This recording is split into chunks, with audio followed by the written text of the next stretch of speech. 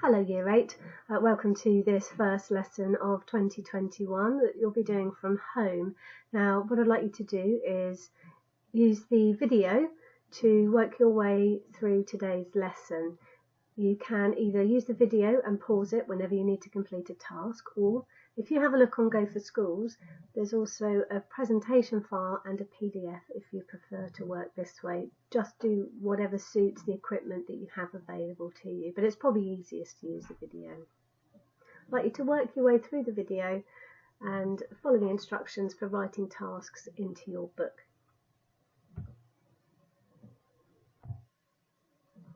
So today, there's one final task for us to complete for our COS case study that we were looking at before Christmas, but first of all, you need to do your memory task. So, get a pen and pencil and your geography book. In the front of your book, write today's date and the title, Do Now, Don't Forget to underline them. In your book, answer the questions on the following slide in full sentences. If you don't use full sentences, it will be very difficult for you to use this for revision later in the term. Now, it sounds like a lot, but the first 22 slides should take you only about 30 minutes, maybe not even that long. There are quite a lot of pictures which you can work through fairly rapidly. The last slide has a link to a video about the 2011 tsunami. The video is about 50 minutes long, so you won't have time to watch the entire video during lesson time, but you can finish it off the homework. So get all your bits and bobs together, get ready for the lesson, and pause the video while you do that, and then come back and get started. So jog your memory, work your way through the 4 questions, pause the video, and then once you're finished, come back and restart.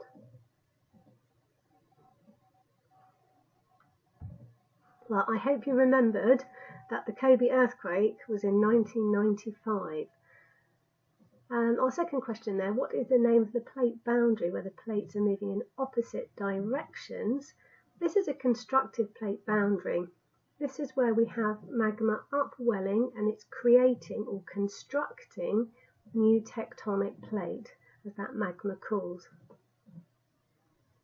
Now this would have been last year really, I suppose, wouldn't it? So push or pull factors, what are these? Unemployment, war, poor amenities and crop failure, they're all push factors. They push people to leave a place and find somewhere else to live. Now labelling the diagram, absolutely fine for you to have looked back in your book. You may well have been able to remember all of this, in which case, very well done. If you didn't, that's absolutely not a problem at all. Okay, you are going to need to remember this. More on that later. So just get the practice in now. Make sure you can label up each of those different points on the diagram. Using a different colour pen, just tick what you got right and make any corrections that you need to. Pause the video while you do this. So in today's lesson, we're going to finish off our Kobe case study, and that means you're going to evaluate Japan's response to the earthquake. Once we've done that, we're going to move on to a new case study, looking at the 2011 tsunami.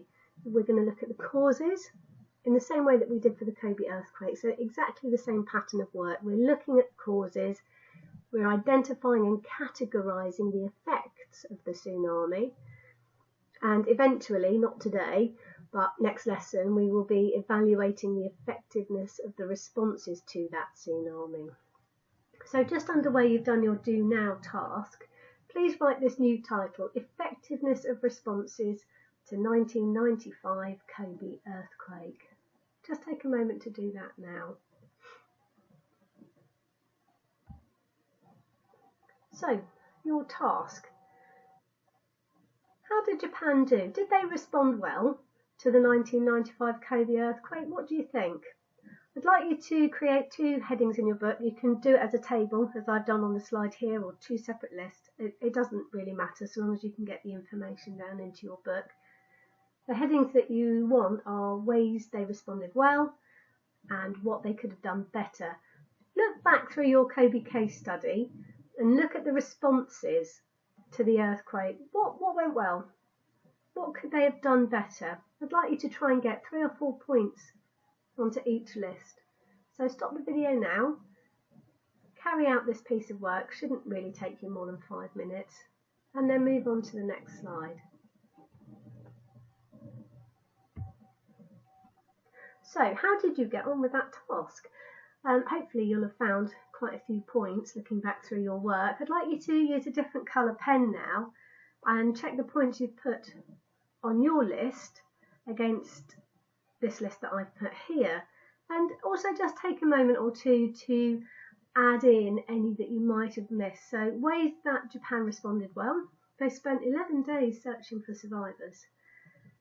They tried really hard to get food and supplies into the city, and they did a great job of helping survivors rebuild their homes afterwards. But what could they have done better? Well, there was no warning system in place at the time. Perhaps if they'd had one, the fatalities would have been lower, and by that I simply mean that fewer people would have died. We know from our case study that many of the deaths resulted from the fires that were caused after the earthquake. But there was a serious lack of water. Even though Kobe is a port town and right next to the sea, the water wasn't accessible, and they really struggled to put out the fires. They raged for days, some of them. They had no heat sensing equipment to search the rubble for survivors. Arguably, some people would have been saved if they had had access to such equipment. And you'll remember from our photos that we looked at that the Hanshin Expressway was so badly damaged that it simply couldn't be used. It's an elevated piece of road, and you may remember that it just sort of tipped over onto its side, an entire kilometre of road, and it was one of the main roads into the city. They could also perhaps have done better with reconnecting things like gas, water and power. Without access to those things, many other people died that perhaps wouldn't have done if they'd been able to access those services. It was winter time, remember, so without access to gas and power, people would have been very cold. It would have been very difficult to recover from any injuries that they may have experienced during the earthquake. So take a moment now just to update your work and then move on to the next slide. So our next task, I'd like you to put this into a longer piece of writing. So we've got some bullet points, we've got some ideas about what they did well and what didn't go quite so well, and I'd like you to write this question into your book. Overall, do you feel Japan responded well to the Kobe disaster, or could they have done better? Justify your answer. So write that into your book now. Overall, do you feel Japan responded well to the Kobe disaster, or could they have done better? Justify your answer. Now I'm expecting to see at least 3 sentences. You need to make a decision. Did they do well or did they not?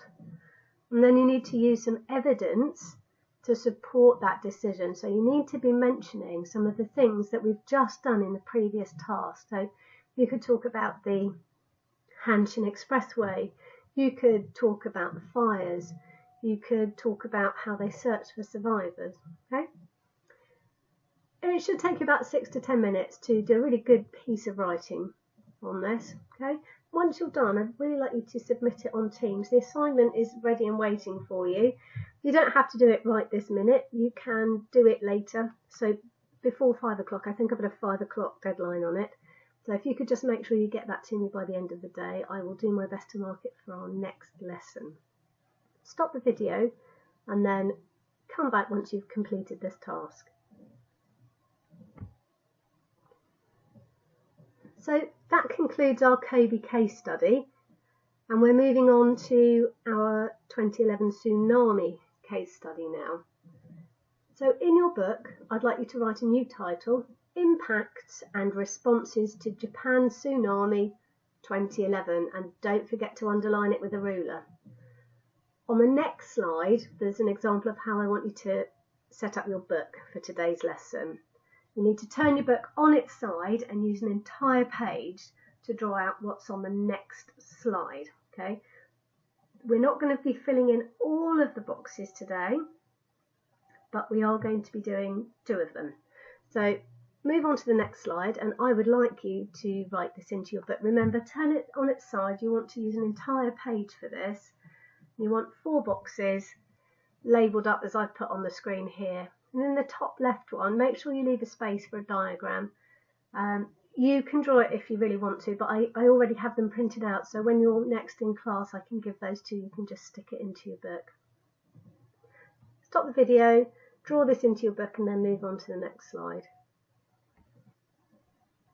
So what were the causes of the 2011 tsunami? Have a look at this slide. It's one that's familiar to you. We've seen it before more than once. So a little reminder that we have our 4 tectonic plates there. We have oceanic plates, we have continental plates, and you can see that Kobe's labelled on the diagram there. Although that was our last case study, we're looking at the tsunami now. So also just take note of those red arrows. They're showing you the direction of movement of the different tectonic plates.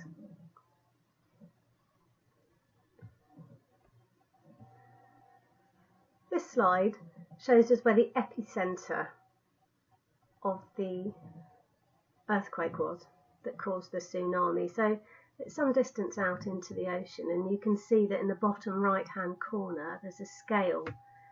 See if you can work out how far out to sea the epicentre was. There's no need to write it in your book. I'd just be interested to know if you can work it out.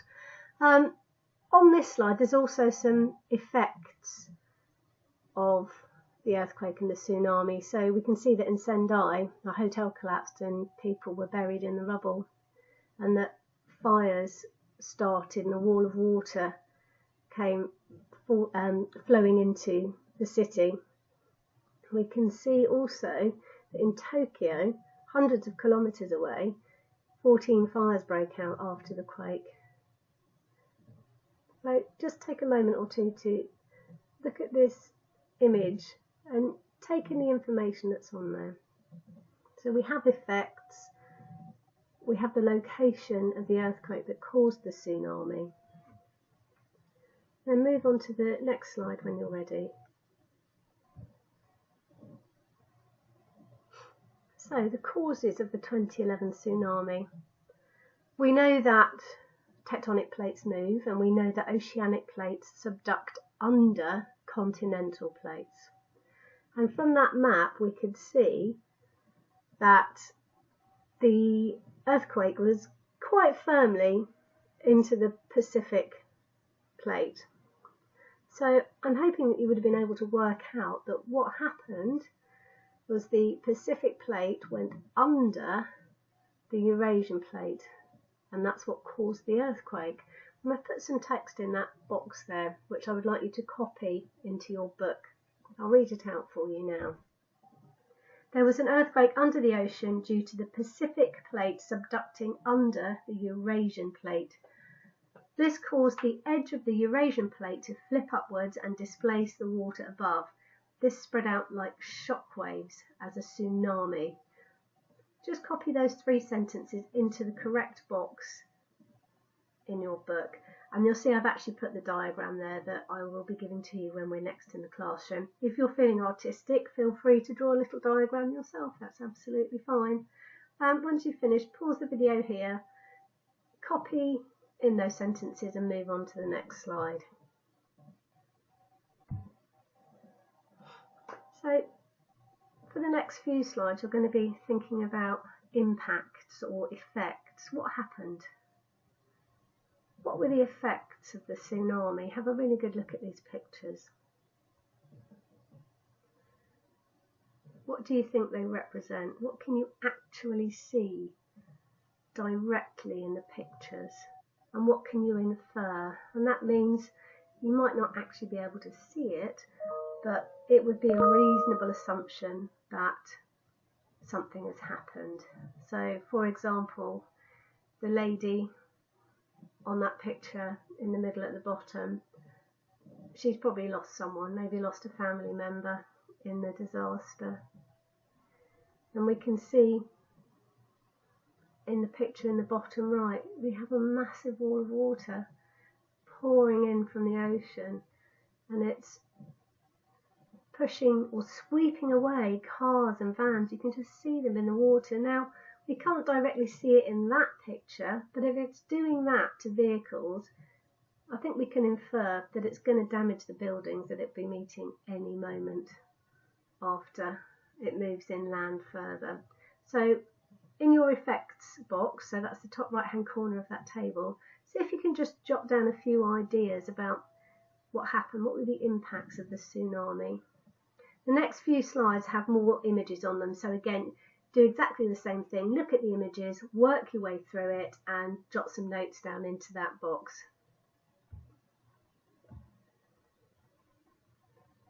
So we've got trees, buildings all submerged and being swept away. There's power lines there. Raging fire, even though we're right next to the water, you can see in the bottom left hand corner there, looks like a port with jetties. The water's right there, but the fire is raging.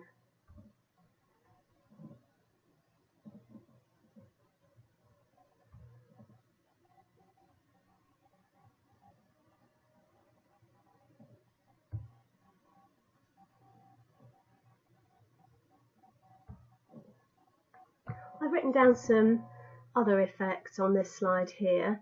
So the number of deaths, injured and missing people, the number of buildings that were completely destroyed, some that were mostly destroyed, and the number that were partially destroyed. So again, get that information down into the appropriate box on your table. Pause the video, and then when you're finished, move on to the next slide. So I've put a few in just to get you started.